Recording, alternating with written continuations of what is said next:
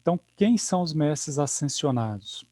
São conhecidos também como avatares do sânscrito, né, aquele que desce, expressão que define um grupo de seres que alcançaram grande evolução espiritual após diversas encarnações como seres humanos. Então esse é o primeiro ponto interessante, que existem vários seres de luz, alguns passam por encarnações e alguns não passam por encarnações. Esses mestres ascensionados, eles tiveram muitas experiências, assim como nós estamos tendo, até chegar num grau de iluminação que eles tiveram o direito de serem convidados para serem Chohans, ou serem mestres de um raio, que é uma vibração. A gente vai estar falando disso daqui para frente. O primeiro raio, que é o raio azul, hoje ele está sob a direção de um mestre, que é o mestre Elmória. E quem foi Elmória, né? As encarnações mais conhecidas de Elmória foram como Abraão, que foi o patriarca dos judeus, Melquior, que foi um dos 3 reis magos que encontraram o menino Jesus, Arthur foi um rei épico da Inglaterra, Thomas Becket, arcebispo da Inglaterra também, Thomas More, chanceler da Inglaterra, e Akbar, que foi a sua última encarnação, antes da ascensão, que foi considerado um dos maiores imperadores mongóis. E ele, em todas essas encarnações, ele desenvolveu muito o lado espiritual.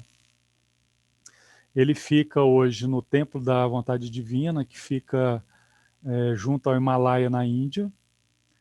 O chakra correspondente ao primeiro raio é o laríngeo frontal, cristais azul, sodalita, marinha, cianídeo. Características positivas desse raio é a coragem, capacidade de liderança, persistência. Negativas, ambição, egoísmo, manipulação, intolerância, orgulho. A faixa de vibração que esse raio trabalha é a compaixão, humildade, tolerância, interesse em partilhar. E a linha de trabalho principal, que é a missão do diretor desse raio, o Chohan desse raio, no caso Elmória, é trabalhar principalmente a fé nos corações, a força, o poder, a proteção e a vontade divina. Quem está ligado com esse raio também, trabalhando em parceria com Elmória, é o arcanjo Miguel, que é o arcanjo que trabalha principalmente o lado da proteção e da fé. Ele é considerado o general dos exércitos celestiais. Então, ele tem a incumbência de fazer a limpeza no planeta, de uma maneira geral, para permitir a fase de transição que a gente vai entrar agora. O raio amarelo, o segundo raio, está hoje com o mestre Lanto. O mestre Lanto, ele foi sumo sacerdote na Lemúria, no templo da Mãe Divina, foi sumo sacerdote na Atlântida, no templo do fogo sagrado, foi Huang Ti, o grande e famoso imperador amarelo na China, que foi só para ter uma ideia dos feitos desse imperador, ele trouxe o I Ching, que é aquela escrita cabalística que muitos conhecem, né? Fala do Yin e Yang, do universo, que é uma outra forma também de falar sobre as leis que foram trazidas por Hermes Trismegisto. Ele atribui-se a ele também a medicina, o desenvolvimento da medicina tradicional chinesa, inclusive a acupuntura, e ele foi discípulo direto do Lord Maitreya. O Lord Maitreya é o Logos do universo, né? Ele estaria situado hoje no Templo da Precipitação, situado nas Montanhas Rochosas, em Royal Tenton, nos Estados Unidos. Esse raio, ele está ligado com o plexo solar, cristal citrino topázio.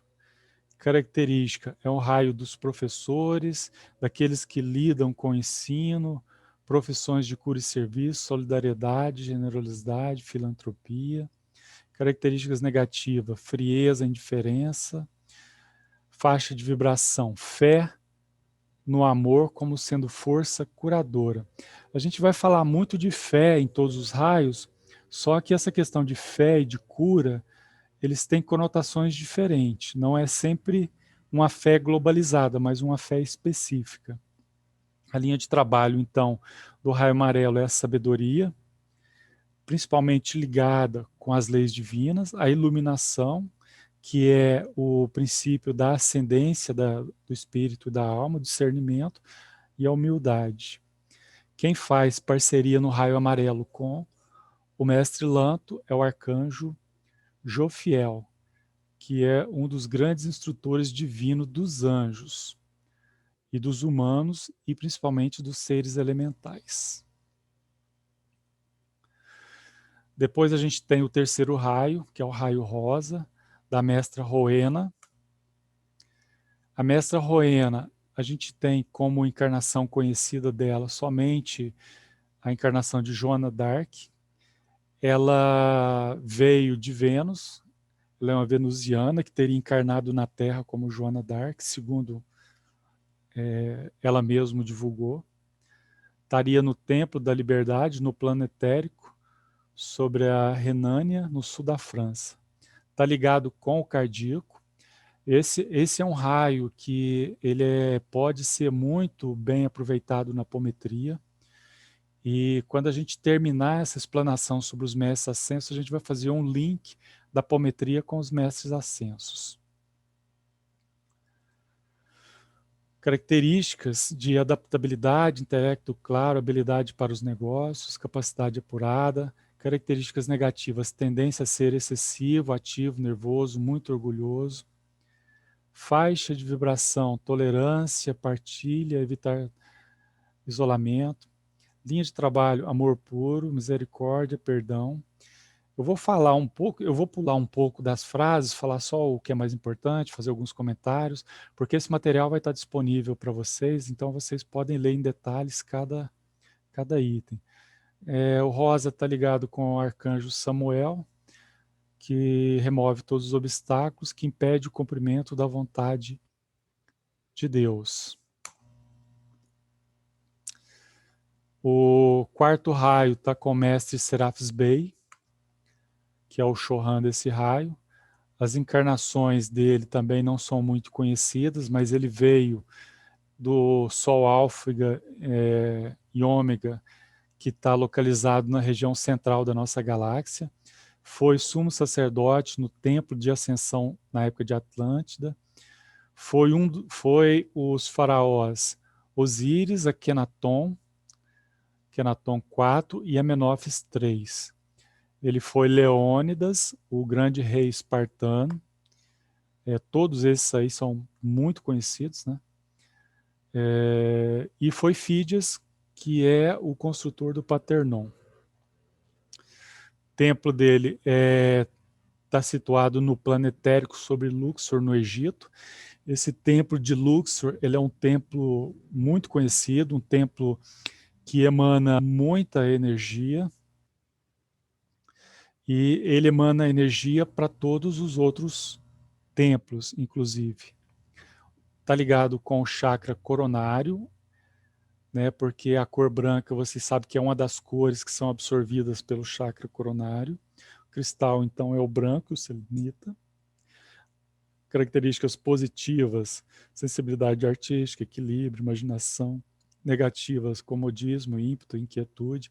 Faixa de vibração, serenidade, equilíbrio emocional e confiança. Linha de trabalho, principalmente pureza, ascensão também, esperança e ressurreição.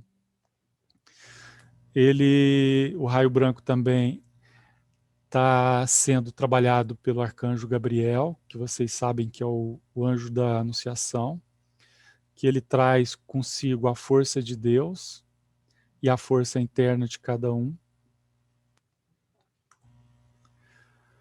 Quinto raio, que a gente também usa bastante na apometria, é o raio verde, que está com o mestre Hilário. As encarnações que a gente conhece do mestre Hilário principal é como apóstolo Paulo. o apóstolo Paulo, que é o evangelista Paulo, né, que foi Saulo, perseguiu os cristãos e depois se converteu, se transformando num dos maiores apóstolos de Cristo. Em 350 também ele teve uma passagem pela terra, onde foi conhecido como Santo Hilário. Por isso esse nome ficou pelo fato de ser a última encarnação conhecida dele. Trabalha muito, como Santo Hilário, ele foi muito conhecido, curando, pregando e exorcizando em nome de Cristo. O Templo da Verdade é onde ele fica locado, que está na ilha de Creta, sob a Grécia. Esse raio também trabalha o chakra cardíaco, principalmente a questão da cura e não a questão da fé. Cristais verdes, aturita, quartzo, características positivas, imparcialidade, amor pela pesquisa, domínio da área. Negativas, ausência de compaixão, simpatia, excesso de minúcias. Faixa de vibração, tolerância, amor, reverência. E a linha de trabalho principal desse raio e desse Chohan são curas, verdade divina, dedicação e concentração, que são essas vibrações que ele trabalha. Trabalha também dentro da vibração do raio verde o arcanjo Rafael, que significa, né, lá naquelas linguagens hebraicas, lá Deus te cura. Ele é o grande guardião da saúde, ele quem acalma as dores físicas e do espírito das pessoas, também muito chamado para curas de animais. Depois a gente tem o sexto raio com a mestra Nada, que é o raio rubi. As encarnações que a gente conhece dela é como Maria Madalena, e ela trabalha em parceria no plano astral com Mãe Maria. Templo Rubi, situado no plano etérico sobre a Arábia Saudita. O chakra que trabalha esse raio é o básico umbilical. Cristal, rubi ágata de fogo. Características positivas: amor, ternura, abnegação. Características negativas: atitudes exclusivas, preconceitos. Faixa de vibração: amor, equilibrar seus próprios sentimentos, flexibilidade. E a linha de trabalho principal é a paz, a devoção, a misericórdia e também as curas. Trabalha nesse raio também o arcanjo Uriel, que significa fogo de Deus, que é um dos arcanos da profecia, que vive rodeado nas miríades de anjos. Sua função consiste em dar apoio e colaborar com a evolução do planeta. E no sétimo raio a gente tem o mestre Saint-Germain, que talvez seja um dos últimos mestres ascensos, e um dos raios mais prodigiosos dentro da apometria, porque a gente pode trabalhar com esse raio em diversos campos. Esse a gente tem bastante encarnações conhecidas dele. A gente vai falar algumas, então. A primeira que a gente pode citar seria Poseidon, rei de Atlântida, há 50 mil anos. Depois ele foi alto sacerdote do Templo da Chama Violeta, há 13 mil anos. Foi Samuel, profeta de Deus, em 1050. Êxito, na Grécia Antiga. Platão, filósofo, muito conhecido. Foi José, o pai de Jesus. Foi Santo Albano, mártir da Igreja Católica, no século II.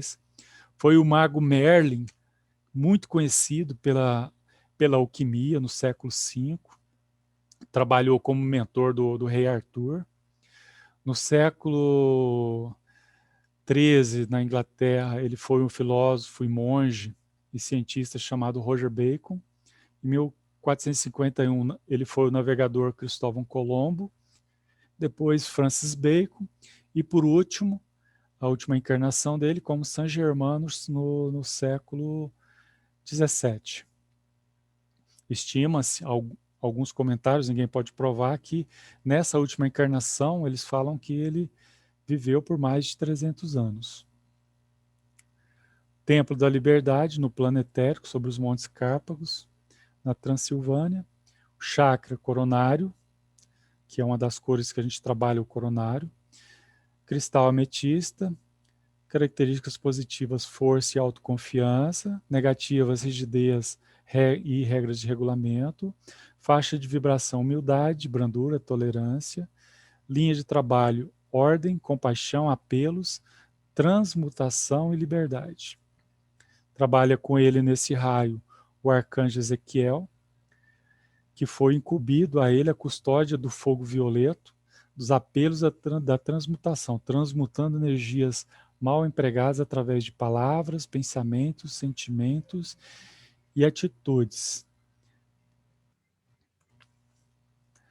Então, a gente fazendo um resumo de tudo que a gente acabou de falar, a gente tem essa tabelinha aí, onde você tem o raio, o mestre, a virtude na qual ele trabalha, o chakra, o arcanjo correspondente, o atributo daquele arcanjo. Qual que é a importância disso daí? Quando a gente for fazer uma cura ou for fazer uma vibração dentro de um campo de trabalho e precisar de trabalhar algum desses chakras, você pode trabalhar o reiki, para quem trabalha o reiki, pode trabalhar a vibração, ou vocês podem fazer a invocação de um desses mestres para ajudar vocês. Sendo que os mestres, eles vão trabalhar as questões mais físicas das mudanças, principalmente dos corpos e do planeta, e os arcanjos, eles têm um poder um pouco maior porque eles são um desdobramento da fonte criadora, de Deus Pai e Mãe. Então o poder deles é muito maior, mas eles também trabalham numa escala muito maior. Então a gente pode pensar nos mestres ajudando a gente mais diretamente e nos arcanjos quando a gente trabalha aqueles campos coletivos. Às vezes a gente faz trabalhos de vibração para o planeta, para algumas instituições. Então talvez fosse melhor chamar os arcanjos. Dentro do campo apométrico, a gente tem uma gama de utilização muito grande. Eu trouxe uma tabelinha só a título de exemplo. Óbvio que vocês talvez trabalhem em outros campos, aí depois vocês podem falar da experiência de vocês com qual campo que vocês trabalham. Então, só como exemplo, a gente vai falar em campo apométrico, por exemplo, embate com forças trevosas, invocação de arcanjo Miguel, trabalhos umbral grosso, Miguel, mostrar vontade divina no mental, quer dizer, mostrar vontade divina no mental de entidades rebeldes, Eumória. Polarizar a fé no mental de espíritos trevosos, Eumória. Pedir conhecimento e intuição para algum campo aberto. Aqueles que você está na dúvida, o que você faz, que às vezes dá um branco, o que a gente faz naquele campo. Então a gente pode invocar o mestre Lanto para dar essa intuição para a gente. Trabalhar o amor divino e o perdão em espíritos vingativos. A gente pode estar trabalhando o raio rosa com o Roênico Samuel, envolvendo eles nesse raio e pedindo auxílio desses seres. Recolher bolsões de espíritos do passado. A gente pode fazer isso invocando o Gabriel e o raio dele. Tratamento de casas, cavernas e regiões do umbral. A gente pode trabalhar aí com Hilário. Tratamento energético de personalidades e de espírito. Então a gente vai trabalhar, você vê que aquele espírito ou aquela personalidade está desvitalizado ou tem alguma mancha, alguma coisa que precisa ser tratado, alguma enfermidade energética, pode trabalhar com a energia verde de Rafael. Vibrações para regiões com guerras e catástrofes, que são aquelas vibrações planetárias. A gente pode invocar a Mestra Nada para ajudar a gente nessas vibrações. Vibrações para ascensão do planeta, que é uma especialidade do arcanjo Uriel. A gente pode solicitar o auxílio dele nessas vibrações. Transmutar energias deletérias de ambientes. Quando a gente não quer queimar simplesmente, mas aproveitar aquela energia, invertendo a polaridade da energia para usar ela num trabalho que vai ser feito dentro do próprio campo. A gente pode invocar aí a chama violeta de Saint Germain. Transmutar energias deletérias de pessoas negativas, aquelas pessoas que têm pensamentos, sentimentos, né, que a gente chamaria, como é que a gente chama? Pessoas muito negativas mesmo, que elas emanam essas energias negativas, essa energia sai delas. A gente pode invocar então a chama e pode invocar o auxílio do arcanjo Ezequiel. Disse que cada um de nós é filho de um raio ou tem um certo registro vibratório de um raio. E uma das maneiras de você saber a qual raio você é mais ligado é através da sua data de nascimento. E aí tem uma equaçãozinha. Não é a melhor maneira de vocês fazerem. Através de uma meditação que vocês peçam que o mestre de vocês, dos raios e os arcanjos se apresentem, eles vão se apresentar. Tá? Dentro de algum tempo eles vão dar uma dica de quem são seus mestres. Mas enquanto vocês não usam essas técnicas, vocês, por curiosidade, podem usar essa da data de nascimento que está aí. Falando de arcanjos e de mestres, a gente fala também um pouco dos Elohims. Os Elohims são quem? São 7 poderosos. Elohims são as contrapartes femininas, são os construtores originais da forma. Por isso Elohim é o nome de Deus. Elohim significa Deus, tá? Nome de Deus usado no primeiro versículo da Bíblia. Servindo diretamente os Elohims estão os 4 seres elementais ou os espíritos da natureza, os gnomos, salamandras, sílfides e ondinas que têm domínio sobre os elementos. Na ordem da hierarquia, os Elohims e os 7 seres cósmicos carregam a maior concentração de luz que podemos compreender em nosso estado de evolução. Em outras palavras, Elohim expressa a plenitude dos poderes de Deus. Os Elohims, então, eles são também um desdobramento, não como os arcanjos, porque eles têm missões diferentes no universo, mas as missões dos Elohims geralmente são a nível planetário. A gente normalmente não trabalha diretamente com eles, porque a gente não faz trabalhos nesse nível. Mas como curiosidade, e como eles estão mais ou menos na mesma linha dos arcanjos, eu trouxe só para vocês conhecerem.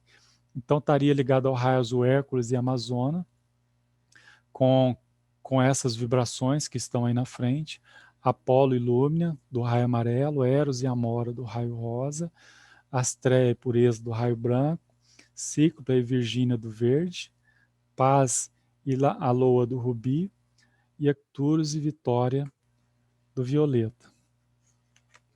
Além desses seres, também ainda trabalhando pela luz, trabalhando pelo planeta, a gente tem a Federação Galáctica.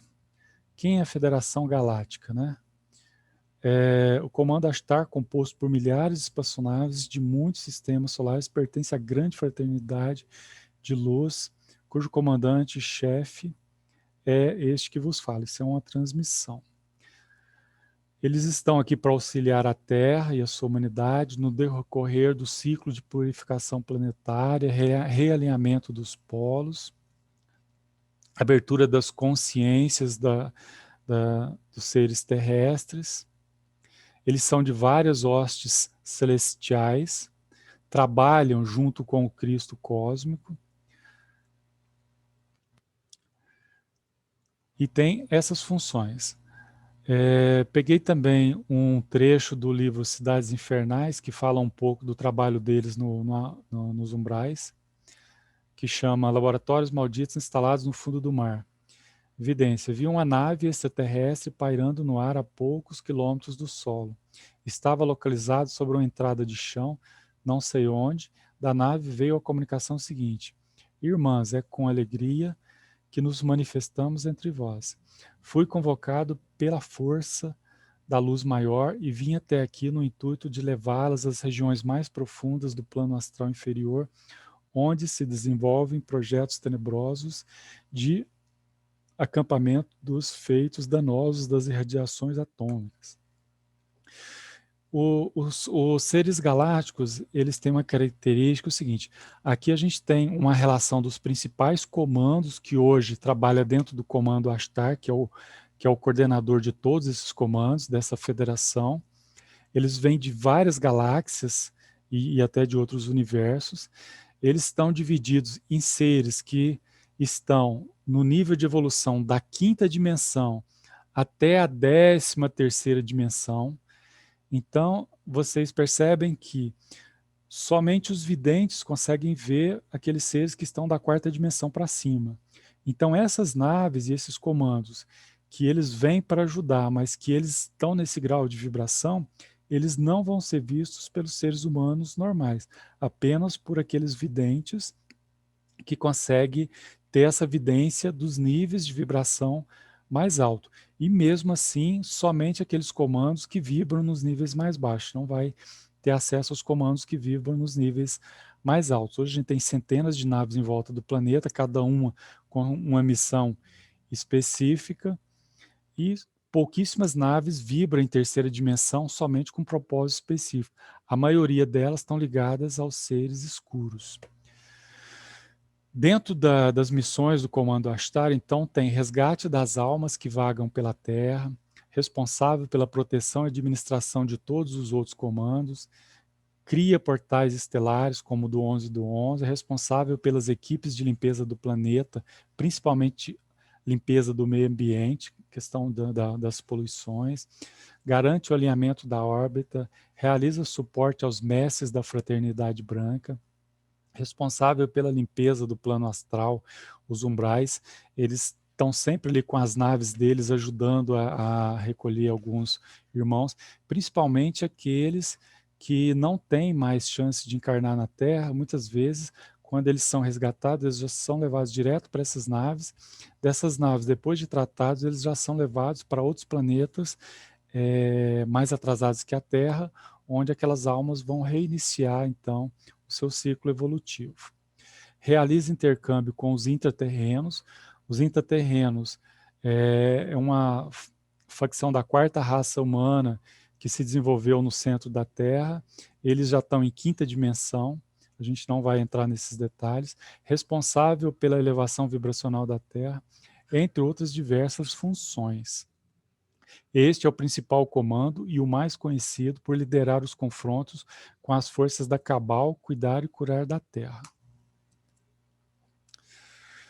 Falando um pouquinho do comando Santa Esmeralda, que talvez esse é um dos comandos que pode ajudar bastante a gente na apometria, o comando Santa Esmeralda surgiu a partir de uma aliança de cura estelar e pesquisa na área de genética. Essa aliança foi feita por uma hierarquia importante de seres de luz de Alfa Centauro, onde amado Mestre Hilário é um dos representantes para o nosso planeta. Aí, mais uma vez, Hilário, que é um dos mestres ascensos que é responsável pelo planeta Terra, atuando em prol da Terra em outros orbes. A atuação desse comando multidimensional, porque ele atua em multidimensões, esse tratamento que eles fazem geralmente são nos corpos astral, mental inferior, mental superior, é sustentado pelo poderoso Merkaba, que se manifesta além da nona dimensão e tem o arcanjo Rafael no comando dessa nave. O comando Santa Esmeralda atua paralelamente com as equipes do comando Ashtar, da Grande Fraternidade Branca e outras fraternidades solares. Eu não falei das outras fraternidades que existem, porque aqui a gente pode trabalhar mais diretamente na apometria, é a Fraternidade Branca. Também dentro do Comando Santa Esmeralda tem a parceria das correntes médicas, que a gente conhece muito, por exemplo, corrente médica de Bezerra de Menezes, de corrente médica Dr. Eurípides Barçanufo, né, entre outras. Para nosso planeta, o Comando Santa Esmeralda colocou à disposição das equipes da Fraternidade Branca uma poderosa nave capaz de manifestar até a nona dimensão e vindo até a sexta dimensão. Essa nave comandada por Hilário. Eles trabalham também na cura psíquica, emocional e física de todos os seres, em todos os níveis, desde o mineral até o hominal. Bom, essa nave, né, tem seres e mestres de vários universos, de várias especialidades, mas todos voltados para a cura. Então tem os cirurgiões, médicos, geneticistas. Resumindo, eles fazem resgate de alma, limpeza do astral e umbral da Terra. Quando tem aqueles hospitais de campanhas, muitas vezes, vários dos membros que estão lá são do Comando Santa Esmeralda. Criação de alianças de cura em diversos lugares da galáxia, comanda todo o deslocamento desde a nona até a sexta, equipado por especialistas em retirada de implantes e cirurgias nos corpos sutis, geneticista, resgate de almas com lesões nos corpos, e cura de elementais. Esse último eu destaquei porque esse último é muito importante para a gente dentro da apometria. Então, quando a gente se depara com esses campos aí, com certeza, se a gente invocar o comando Santa Esmeralda, ele vai mandar um especialista que vai estar auxiliando naquele campo. Depois tem o comando temporal, que eu vou deixar aí, que está mais ligado com questões dimensionais, os Melquisedeques, que atuam direto no conselho kármico, Santa Ametista, então, principalmente ligados com o campo magnético da Terra, com a inversão de polos, com as questões mais de meteorológicas. Comando siriano, eles ajudam principalmente na questão dos portais, controle da abertura dos portais. Então a gente vê aí vários comandos, né? Uriniano, pleiadiano, veganiano, por aí vai. Também fiz aqui uma analogia, vocês podem trabalhar com vários outros campos, mas só para a gente ter uma ideia, eu trouxe como exemplo uma tabelinha, linkando esses comandos. Então, a retirada de implantes, chips e fiações, a gente pode trabalhar com o comando Santa Esmeralda, que eles têm esses especialistas.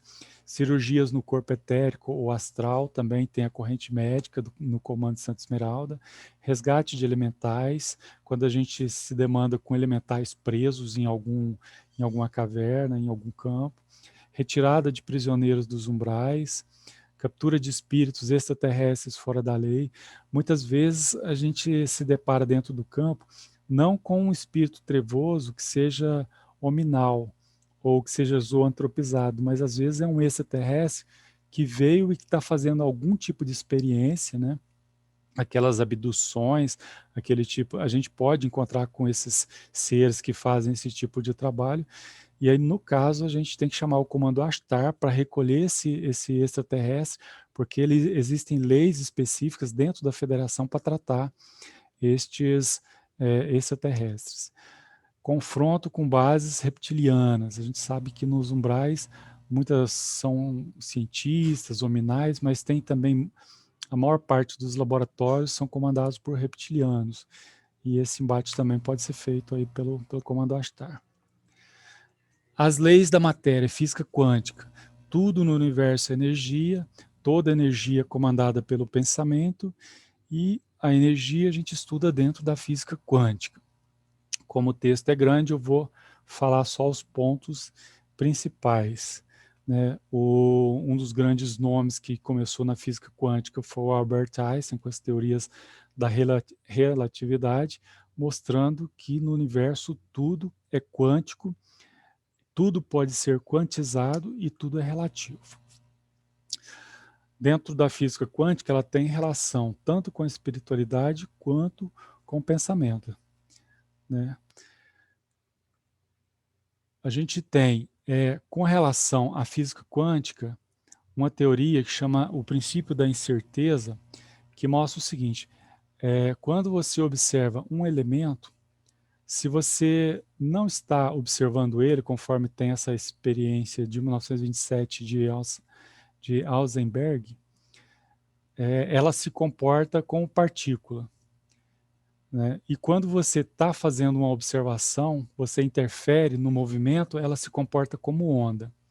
Então, dependendo da forma que você observa o experimento, aquele átomo, aquela partícula, ela pode ser tanto física, uma partícula, ou uma onda, pode se comportar das duas formas.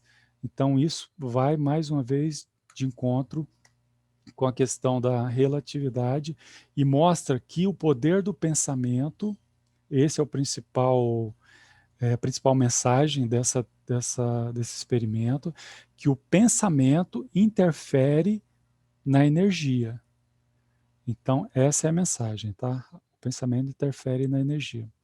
Depois a gente vê as camadas de elétron, que a gente estudou lá na química, onde essas camadas de elétron, cada camada tem um quanto energético. Quando a gente introduz energia nesse sistema e joga energia em cima de um elétron, esse elétron, ele ganhando energia, ele pula para outra camada mais energética. O que significa isso? que nós estamos no mundo separado por camadas de vibrações. Então, quando um ser, fazendo analogia com os seres, né, quando esse ser ele aumenta a sua energia quântica, a sua energia vibracional, ele também sobe em termos de esferas, em termos de dimensões. Aí a gente tem na parte superior um elétron girando. Esse elétron, se ele gira para um lado, ele gera um campo magnético, se ele gira para o outro, ele gera um campo magnético inverso. Quando a gente faz aquela inversão de spins que a gente viu lá nas técnicas da inversão de spins, o que acontece é o que está nesse desenho aí. A gente inverte o campo magnético. Então, se você está trabalhando com um mago, que ele tem um campo criado mentalmente em volta dele muito forte, e você consegue criar um anticampo invertendo a polaridade dos spins ou daquela energia dele, você inverte o campo. E a soma dos campos magnéticos se anulam. Se eles são invertidos, eles se anulam. Se eles são na mesma direção, eles se somam. E a física, como tem uma experiência que é muito grande, eu não vou ler para vocês, mas é um experimento científico que mostra que a física está diretamente ligado com a consciência, mais uma vez demonstrando que as energias são regidas e direcionadas pela consciência. Depois a gente tem a teoria das cordas, né? A gente começa com a parte maior. Você pega um átomo, né? Ele tem lá os prótons, nêutrons, elétrons. Aí você pode dividir ele dentro do núcleo em prótons e nêutrons. Depois a gente divide esses nêutrons em várias outras partículas menores, que são os quarks. E esses quarks, eles ainda podem ser divididos em partes muito menores, que a gente chama de cordas. Essas cordas, elas têm vibrações específicas e elas têm também dimensões específicas. E cada vibração dela gera um tipo de energia diferente. Então, de onde vêm os vários tipos de energia do universo. A segunda teoria das cordas, a teoria de tudo, que fala que foi dada por Albert Einstein. Depois, o número 3 fala que a gente pode usar essas cordas e, dependendo da forma que elas são colocadas, elas estão dispostas em 11 dimensões. E aí a gente lembra que nós estamos na terceira dimensão, mas que existem 11 dimensões, ou seja, outras dimensões, outros universos paralelos, que são regidos através da teoria das cordas, que nós não assimilamos. Por que é importante essa questão das dimensões e das dobras das cordas? Porque quando a gente fala naquela questão dos portais que a gente viu na semana passada, que você pode criar os buracos de minhoca, né, ou está até na teoria de Einstein da relatividade, se você pega um papel, uma folha em branco, desenha 2 pontos, você quer traçar o menor distância entre eles, você vai traçar uma reta. Mas se você dobrar esse papel, aí de repente a menor distância entre eles não vai ser aquela reta no papel mais, você está dobrando o espaço. Se você pensar em 11 dimensões, as possibilidades elas são multiplicadas. Então, através dessa teoria, a gente explica os buracos de minhoca dos portais de luz e dos portais interdimensionais que existem, que a gente viu na semana passada. Leis das vibrações. As ondas elas têm amplitude, que é a distância entre os picos, comprimento de onda, que representado pelo lambda, que é a distância entre os vales, a velocidade, que é em quão rápido ela se move, a frequência, que é quantas cristas você tem para um determinado espaço. Então, eu coloquei esse slide aí só para vocês entenderem a teoria das vibrações, porque quando a gente trabalha com alguns campos apométricos, você tem seres com vários níveis de vibrações. Se você quer tratar aquele ser, você trata ele com energia, você manipula a energia dentro de estados vibracionais específicos. A gente tem ondas de várias naturezas, mecânicas, que é aquelas que se programam diretamente, as eletromagnéticas são provocadas por ondas elétricas, Ela pode ser unidimensional numa direção, em 2, 3, para frente ou de lado. Vou deixar aí para vocês os fenômenos que são originados das ondas: reflexão, refração, difração, interferências. Quanto maior a frequência de vibração da onda, maior a energia de cada quanto, de cada pacotinho de energia que ela transporta. Por que eu coloquei esse slide aí? Esse slide aí quer dizer para a gente o seguinte, que quando a gente está concentrado e a gente foca muito na emissão de uma energia para um campo, para materializar alguma coisa, materializar uma pirâmide, uma cerca de proteção, para desmaterializar uma parede, um equipamento, quanto mais você foca, mais você está acelerando a vibração das energias. E quanto mais você acelera, maior o quanto energético que está sendo gerado naquele comando que você está dando. Por isso a gente falou lá atrás da questão da importância do foco, e aqui a gente está explicando por que esse foco é importante.